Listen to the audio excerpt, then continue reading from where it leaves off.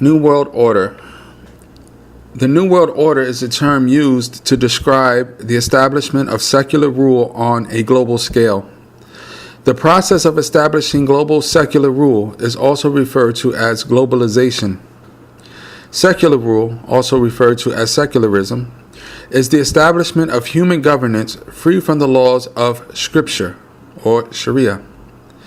Secularism is the belief that man is the best definer of their own morality and laws. The New World Order aims to remove scriptural law from every aspect of human governance.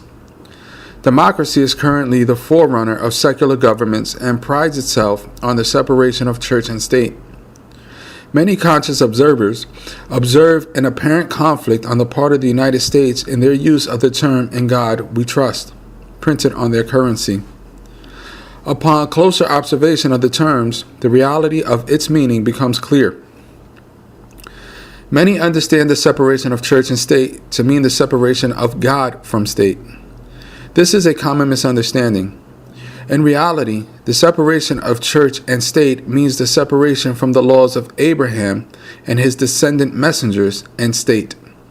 In other words, the separation of church and state in reality is the separation of Sharia, or divine law, and state. Hence the motto, "It's the land of the free, the home of the brave." But the question to ask is, free from what?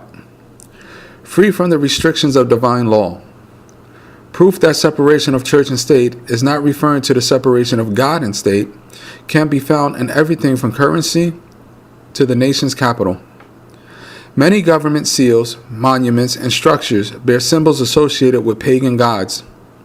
If separation of church and state was in fact referring to the separation of God and state, then such symbolism would not have been allowed to be incorporated into the design and construct of numerous state seals, structures, monuments, currency, and rituals.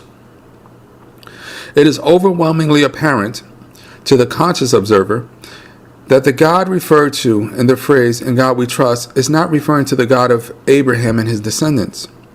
If the phrase "In God We Trust" was referring to the God of divine scriptures, then the state would trust in the law of Scripture, and the law of Scripture would then be state law.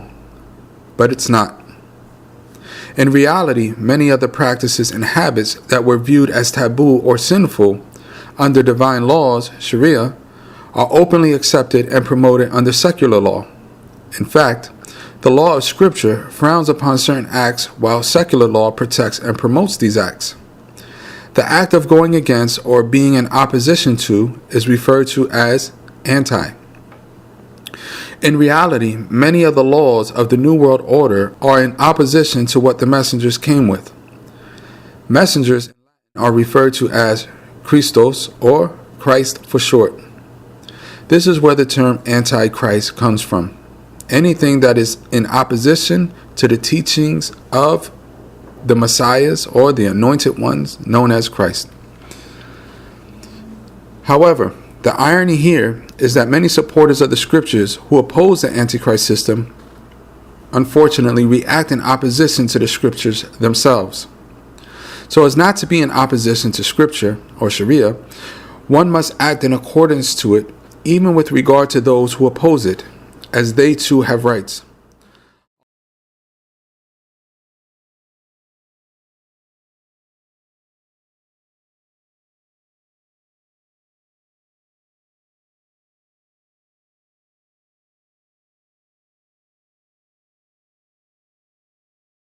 Allah has given man the right to choose, and if disbelievers choose disbelief, then this is a right that Allah has given them. Allah's instructions to the believers, however, are very specific. Believers must migrate from the land of disbelief to the land of belief, where Sharia and state law are one. If one has not the means to migrate, then they must abide by the laws of the land in which they reside. They must implement aspects of Sharia that are within their means, such as establishing prayer, fasting, giving to the needy, being dutiful to one's parents, family, and neighbors, as well as educating people about the truth of Islam and Sharia. Issues of war are reserved for the rulers and not the laymen. We mustn't forget that the Prophet, more often than not, would negotiate treaties or provide generous options in order to avoid bloodshed as much as possible. Laws that are found within the scriptures are referred to as Sharia, or divine law. Though laws varied amongst the scriptures, their core message was the same: worship one God. The general principle is that the current message overrides preceding messages. In short, if all the messengers were alive, they would all be ordered to follow the current message, whose messenger is Prophet Muhammad sallallahu alaihi wasallam.